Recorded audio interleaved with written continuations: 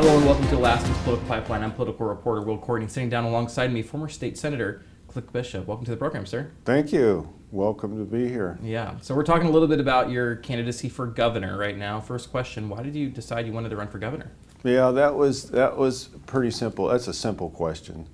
And I don't want to overemphasize that, but 13 years of outmigration and the wrong demographic leaving this state, that's the best and the brightest that are leaving.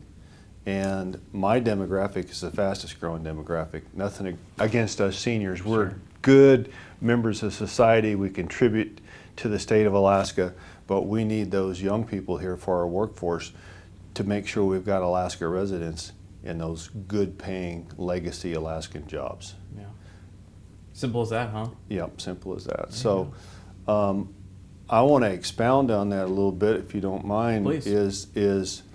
When I was former Commissioner of Labor, research and analysis is a great division within the Department of Labor.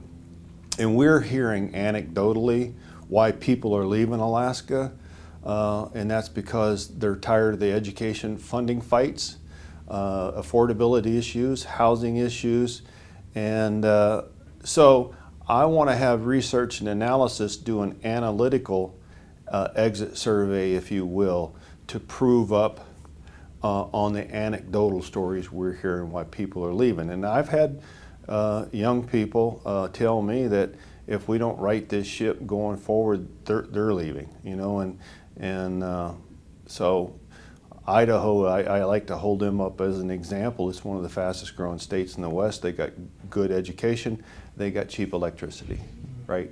And when you have cheap electricity, that helps with affordability rates. When did you decide you wanted to run for governor? Well, it started about 8 years ago when I had some colleagues, friends of mine and colleagues say, you know, you ought to take a look at a run for governor. And I was asked to run 8 years ago, and I chose not to. I had a friend of mine, Bill Walker, was going to run for governor, and Mike Dunleavy, and they're both friends of mine, and I just didn't want to get in the middle of that. I said, I'm going to stay here in the Senate and continue to hone my skill set and learn from Senator Stevens and Stedman and Senator Hoffman, the more of the nuances that aren't in any book, right? How to navigate the legislature and how to work with the executive branch, you know, and so I just stayed there and honed my skills. And I'll say, Will, the hardest thing that I ever had to do was leave my private sector job when Governor Palin asked me to go to work in her administration. And the second hardest decision I ever had to make was when I left my Senate seat to run for governor. I have my Senate district's R seat. That's so ingrained in my bones, right? It's the rural Alaska, West Fairbanks. If it was a state, it would be the third largest state in the union, and I've got, my wife's got a lot of family.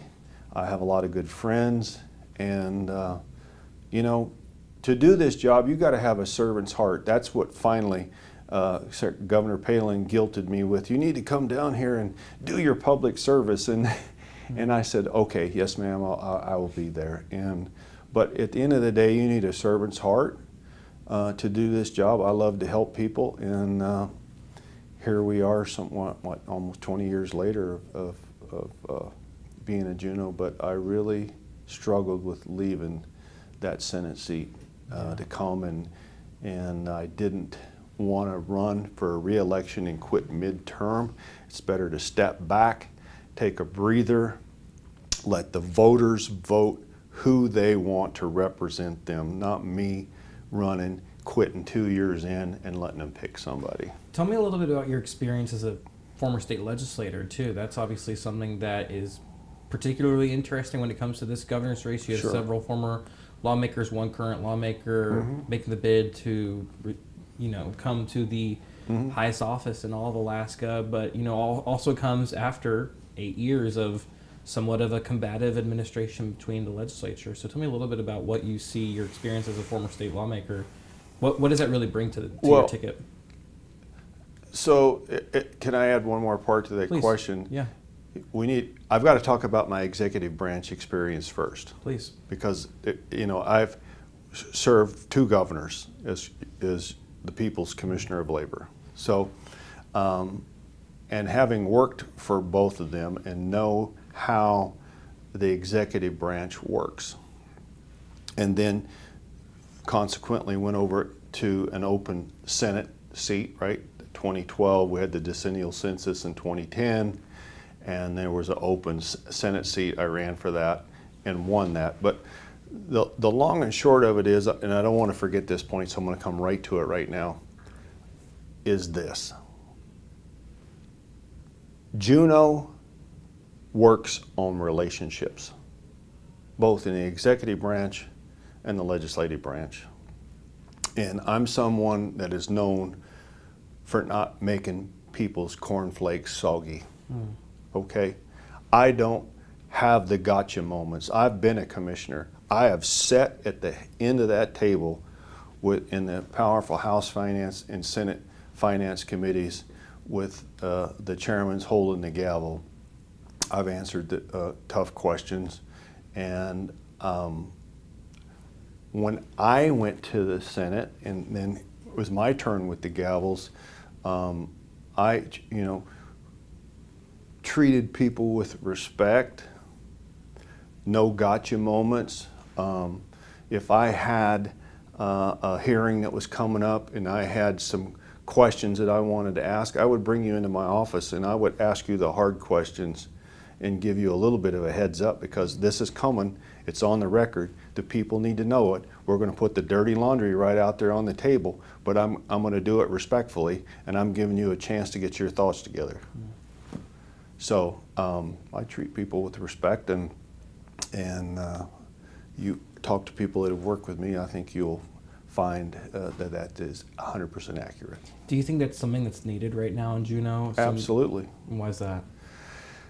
Because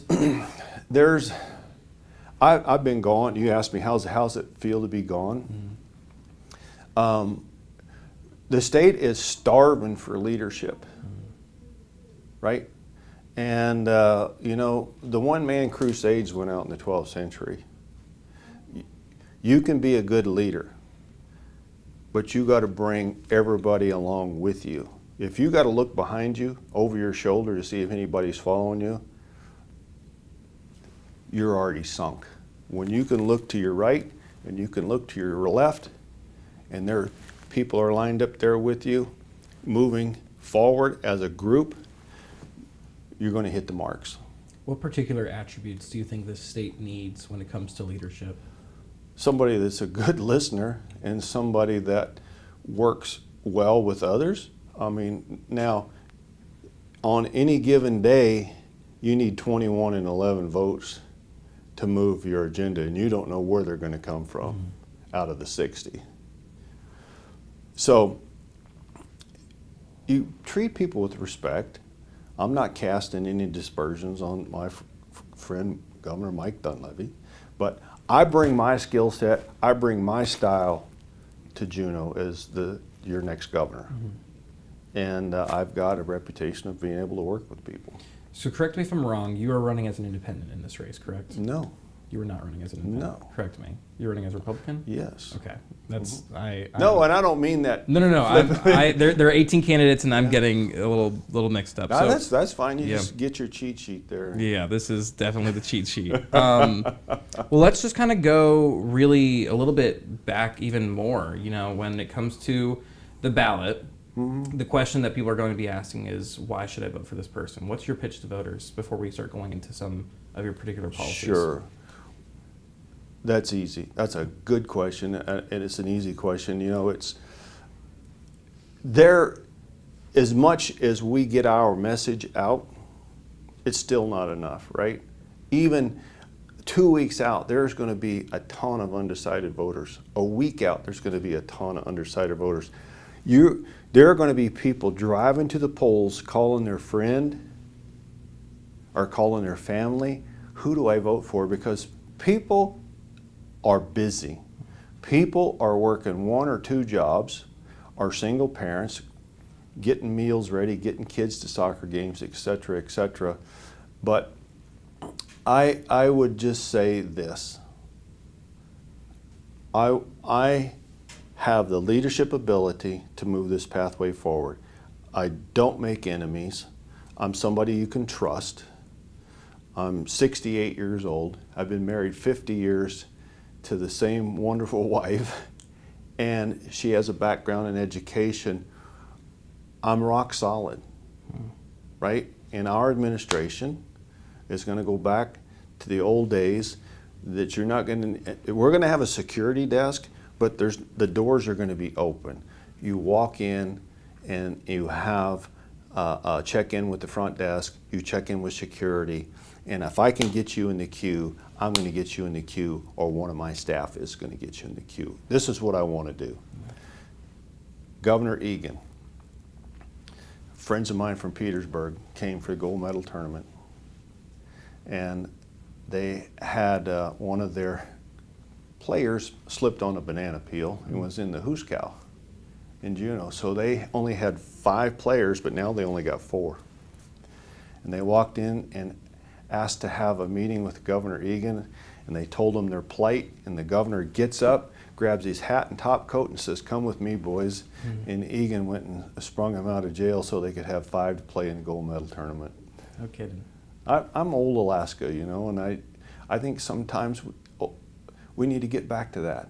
You know, we're in this world of every 5 seconds your phone's ringing, or et cetera, and people need to sit down and be able to have a conversation with individuals instead of over a text message or over a phone call. And here's the last thing I'll say on that. Why should you vote for me?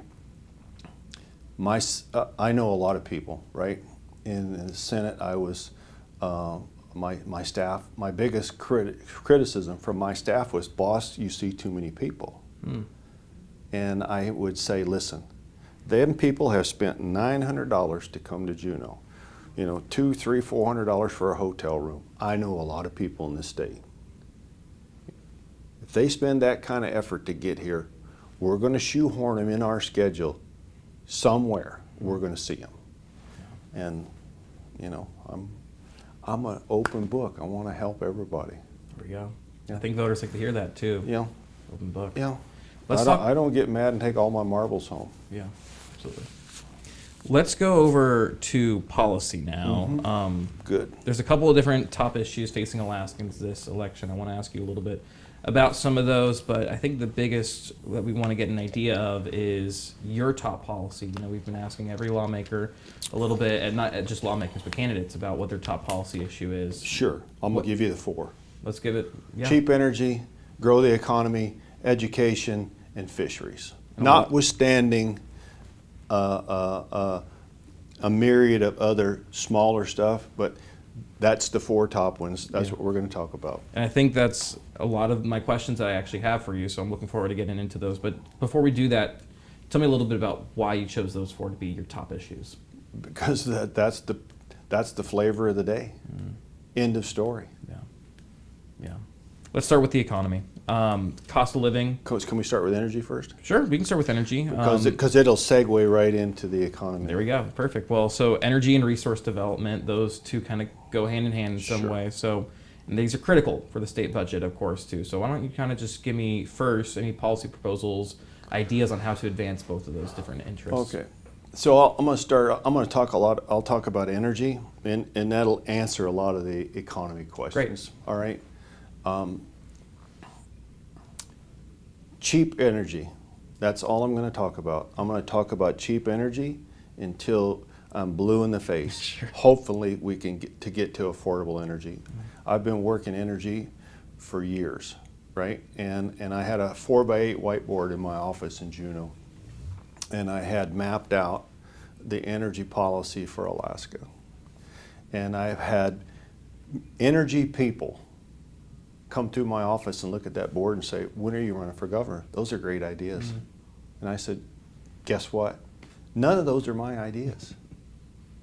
There's 65 years of woulda, shoulda, coulda in this state, and they haven't been executed on. That's got to stop. We are in a crisis in South Central, the rail belt, because we get our energy from South Central too. We're either wheeling coal power down here or gas hydropower north, right?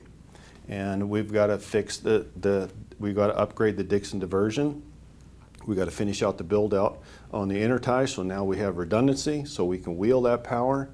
We've got to get this South Central short-term gas supply figured out, and I want to restart the FERC licensing for Susitna. There's 3 other possible hydro projects on the rail belt, but cheap energy will grow this economy. Affordability issues will dissipate when you have cheap energy, and I'm going to give you 2 examples. Reykjavik, Iceland. They bring raw bauxite from South America all the way to Reykjavik and refine it. And you're going, how can they do that? Well, they do it because the commercial power rate in Reykjavik is 1.5 cents a kilowatt hour for electricity. 1.5 cents. That's how they do it. And people say, oh, click, yeah, but they got all this geothermal. Well, no, they do, but 78% of their power is generated by hydro, and the balance is geothermal. One other example.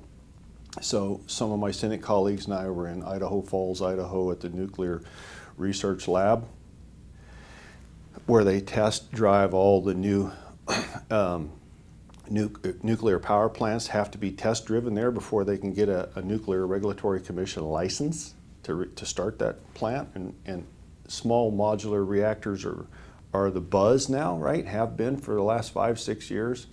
We're getting one in Eielson and Fairbanks at some point. So we came back to the classroom, and I asked one of the professors, I said, so what is your kilowatt hour at your home here in Idaho Falls? And he says, well, Senator, I can't tell you. I said, oh no, you answered my question. He said, no, I didn't. I said, yeah, you did. It's so damn cheap you don't care. And he got a note handed to him 5 minutes later, and it was 6 cents a kilowatt hour for electricity. Hydropower, Right. Idaho. So we should use, we walked away from Susitna in 1985 because the price of oil went down, but we kept Bradley Lake in the mix, we kept Tara Lake and Kodiak in the mix, and the 4 dam pools in Southeast. That's your cheapest power in Alaska, is your hydropower that was built out.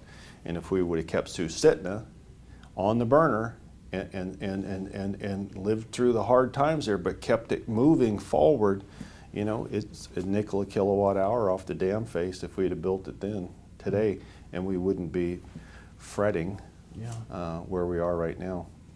And certainly this also comes up, when it comes to this proposed LNG pipeline too. As we're kind of talking about this, Sure.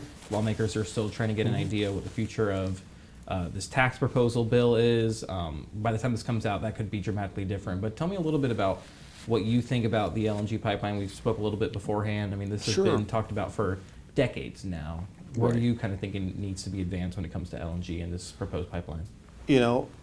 At the end of the day, if I could just give you a few, I've been associated with a gas line for 51 years.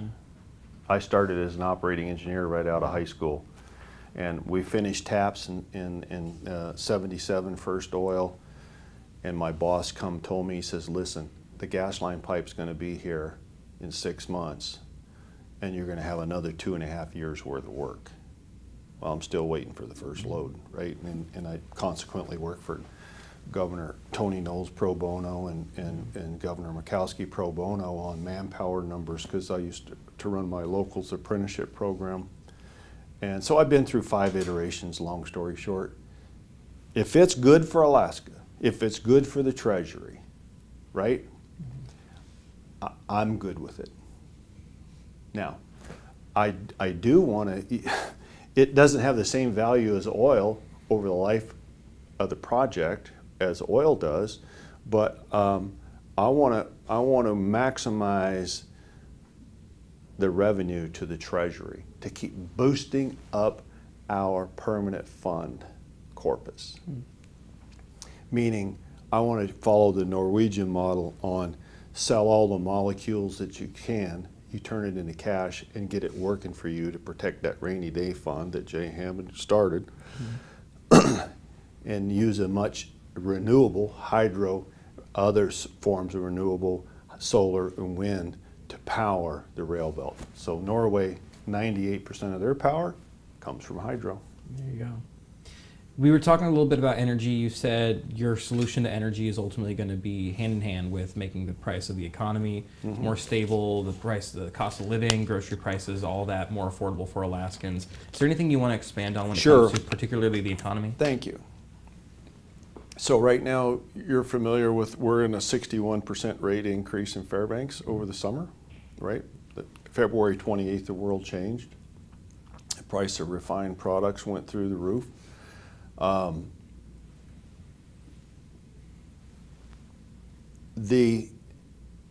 My goal is, our goal, I want to get cheap energy. I want to work with the legislature. I want to work with the public.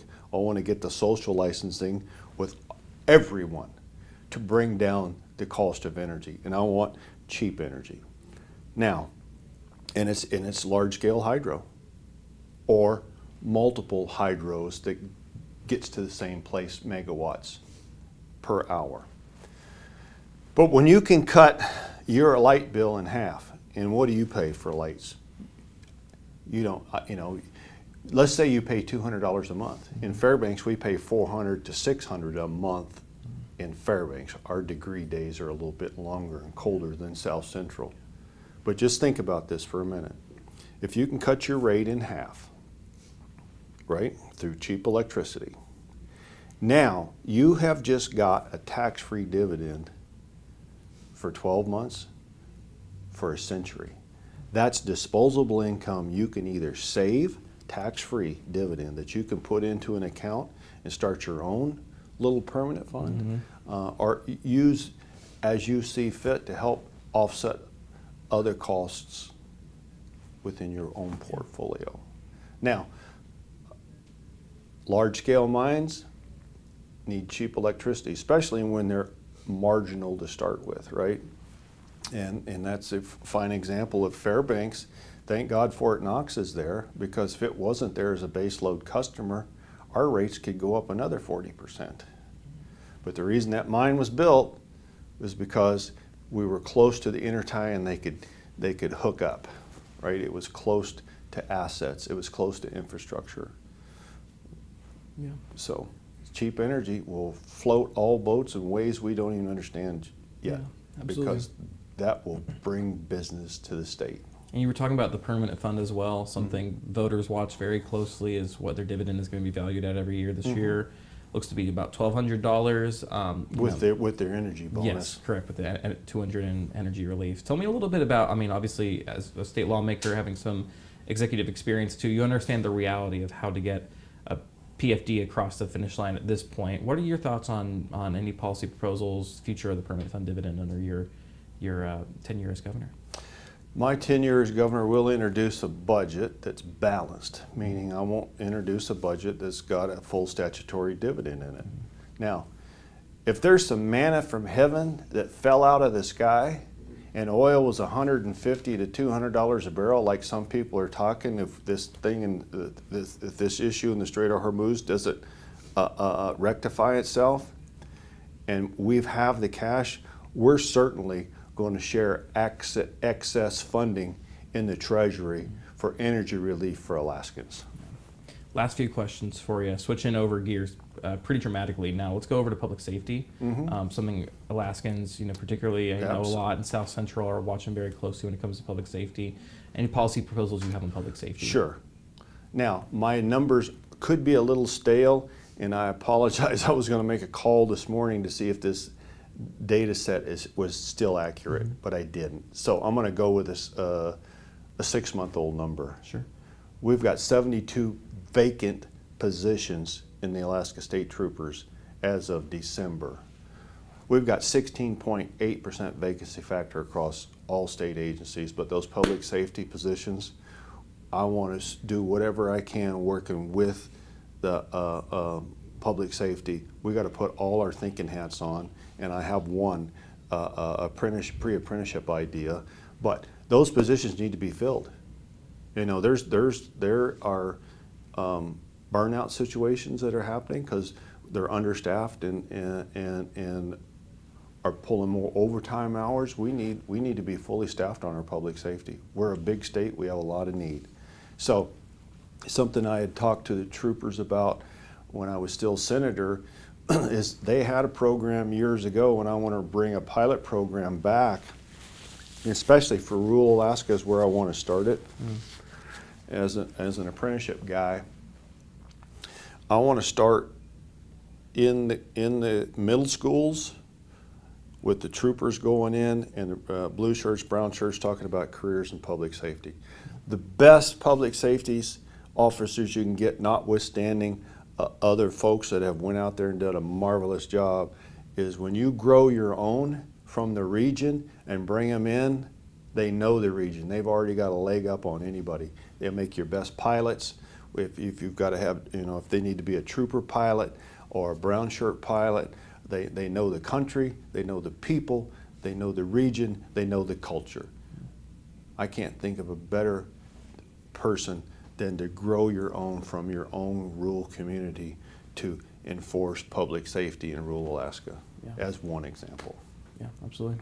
And my last question for you, you know, voters will have the opportunity to get to vote on how the future of their elections are conducted with the particularly ranked choice voting. Mm-hmm. What are your thoughts on ranked choice voting? Do you think it should stay, or do you think it So, shouldn't? thank you for that. I like an open primary. We had open primaries in this state until they went away, I think in about 1996, and I'm close. Sure. The ranking, I'm not so much wedded to the ranking. I like 1 and 2. Sure. I don't know if we need to rank 4, but I like open primaries. I want to keep them. Yeah, absolutely. Mr. Bishop, I think that's a lot of my questions for you. Is there anything else you'd like to leave us with? I can't wait to you interview me in the governor's mansion in Juneau. I'm looking forward to that as well, sir. Thank you so much for your time. Really appreciate it.